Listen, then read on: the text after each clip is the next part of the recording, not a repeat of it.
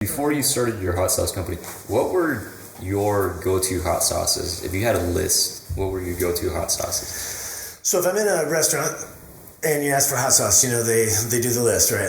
We have Frank's, we have Tabasco, we have Cholula. Yeah. You got to get the Cholula every time, right? Yeah, I would agree.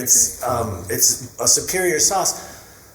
Sadly, the number one ingredient is water, and so that's always a bummer, right? Because I always want to see Chili's as the number one. Some of the sauces made here in Michigan, you flip the bottles over, and not dogging on anybody, but the number one ingredient is chili hot sauce. You're like, wait a minute, that's what this is. You're starting with quite the base already there. Yeah.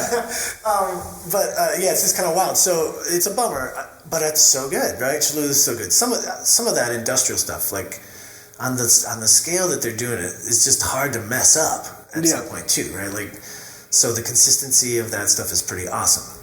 Outside of that, I'm a gourmet guy, so I'm looking for like a bottle of Jindo's out of St. Charles, out of just South Chicago, stuff like that.